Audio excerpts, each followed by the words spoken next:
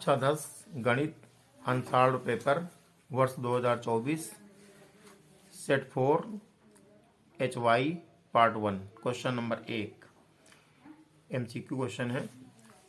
लिखा बहुपद 3x² + 5x + 2 के शून्यकों का योगफल होगा। तो हल करेंगे। यहाँ जो समीकरण दिया गया है, बहुपद दिया गया 3x² + 5x + 2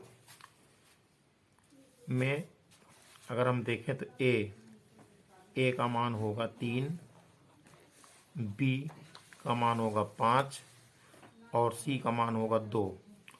तो शून्यकों का योग, तो शून्यकों का योग अल्फा प्लस बीटा बराबर होता है -b/a। तो अल्फा प्लस बीटा बराबर आएगा -b का मान है 5, 5/a, a का मान है 3। तो आ गया शून्यकों का योग बराबर -5/3। अतः शून्यकों का योग बराबर -5/3।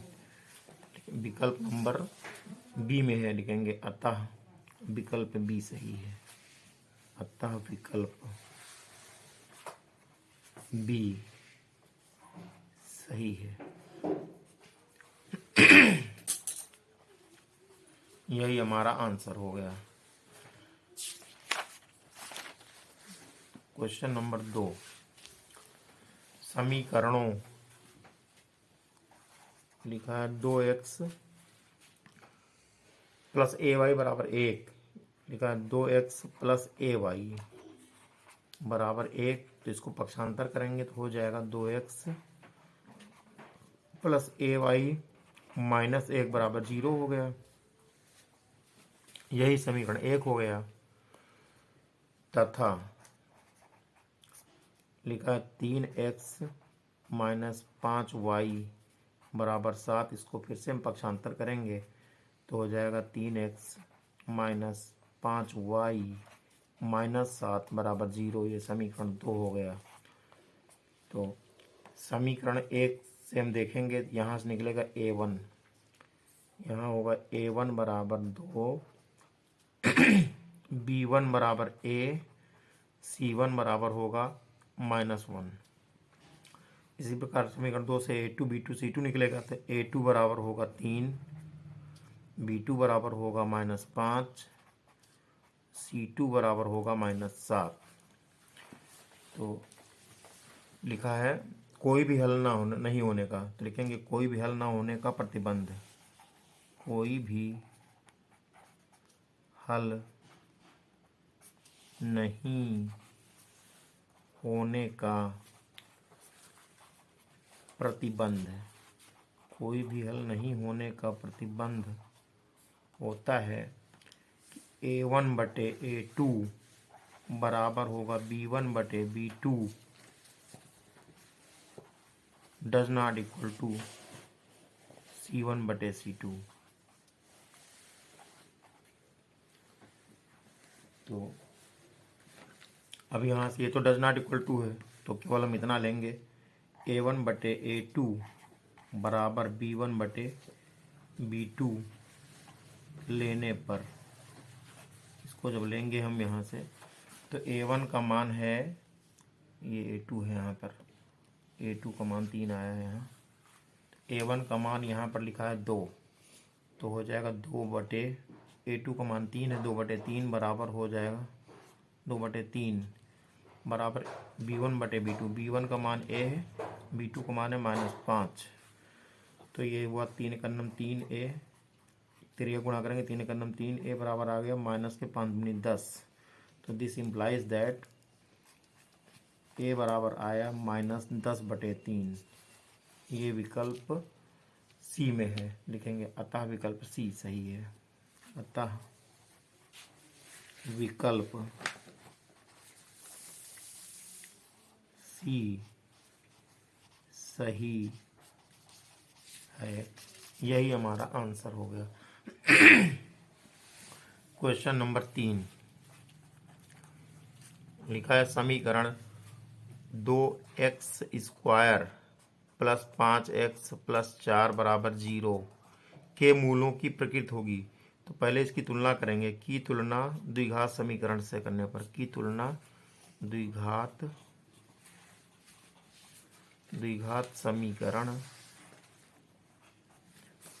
समीकरण होता है ax² plus bx plus c बराबर 0 से करने पर। द्विघात समीकरण से तुलना हम करेंगे तो यहाँ पर a की जगह पे है 2, तो a बराबर आया यहाँ पर 2, b बराबर आया यहाँ 5, c बराबर आया यहाँ 10। तो कह रहा है कि मूलों की प्रकृति ज्ञात करना। तो पहले विविध कर निकालेंगे। तो विविध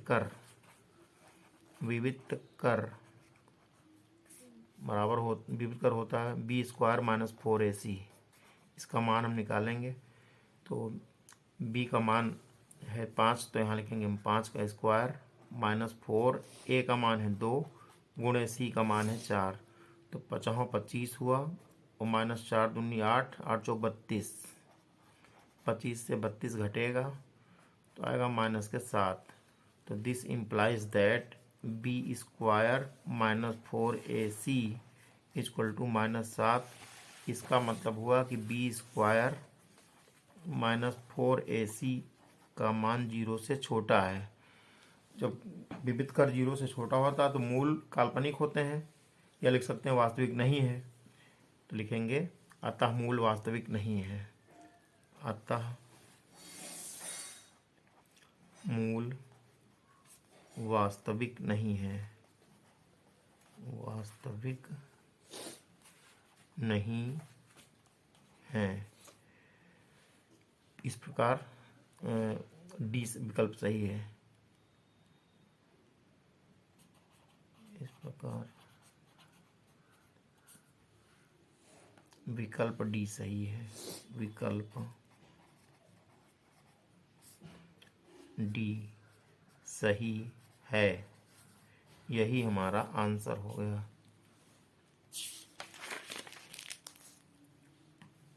क्वेश्चन नंबर 4 लिखा समांतर श्रेणी 4, 9, 14, 254 का अंत से 10वां पद हल करेंगे।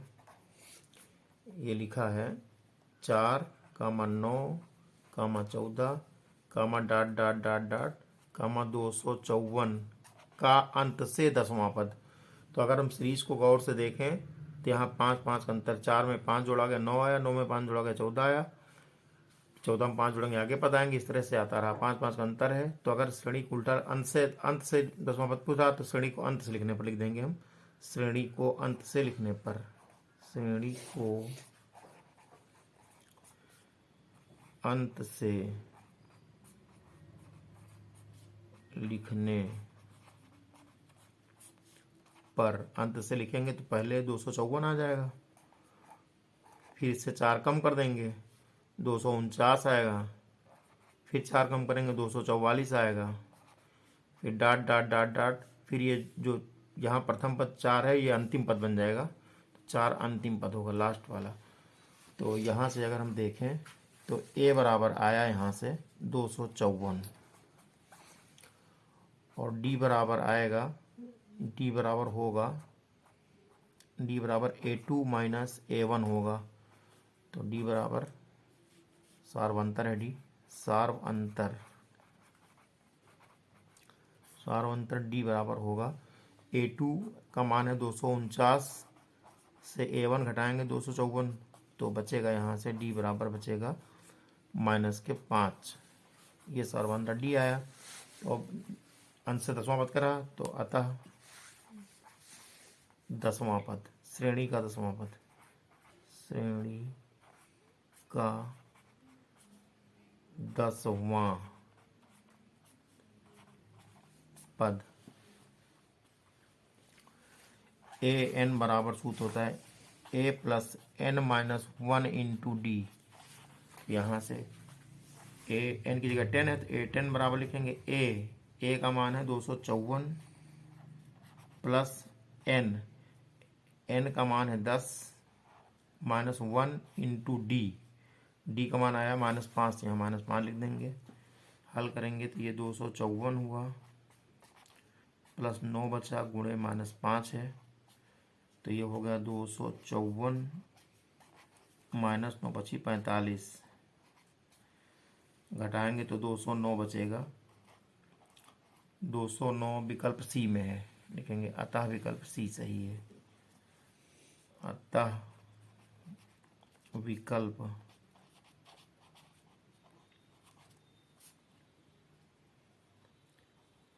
सी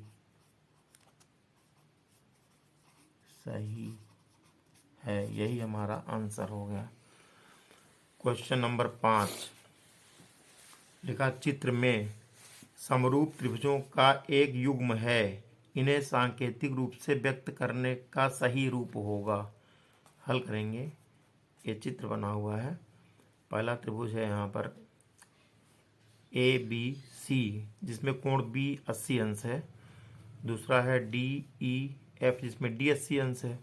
तो समरूप होने की बात यहाँ कर रहा है तो एंगल से एंगल सेम होना चाहिए। अगर इस त्रिभुज को ऐसे पलट दें, चित्र ऐसे बना दें, पहले इस तरह बना है चित्र, यहाँ पर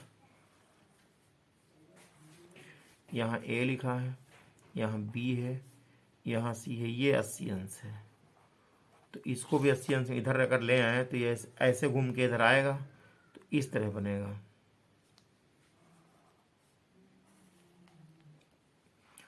अस्सी अंश यहाँ डी लिखा है, डी यहाँ पे आ जाएगा, डी हुआ 80 अंश, डी इधर आया तो डी के बाद में ई होता है, यहाँ ई हुआ, फिर ये एफ हुआ। तो अगर समरूप चूंकि दोनों त्रिभुज समरूप हैं, दोनों त्रिभुज समरूप हैं अतः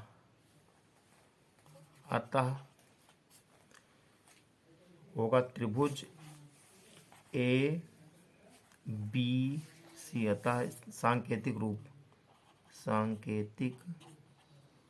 रूप होगा। त्रिभुज ए बी सी ये है समरूप है, त्रिभुज ए बी सी तो यहाँ होगा एफ डी ई को हम, या डी अक्षर बीच में होना चाहिए तो इसको हम ऐसे भी लिख सकते हैं या इस तरह लिख सकते हैं कि त्रिभुज ए बी सी ये समरूप है, त्रिभुज ई पहले लिख देंगे और डी लिखेंगे, डी बीच में ही होना चाहिए, बीच में यहाँ पर है तो ये इस तरह ऑप्शन नंबर सी सही है, लिखेंगे अतः विकल्प सी सही है। अतः विकल्प सी सही है, यही हमारा आंसर हो गया।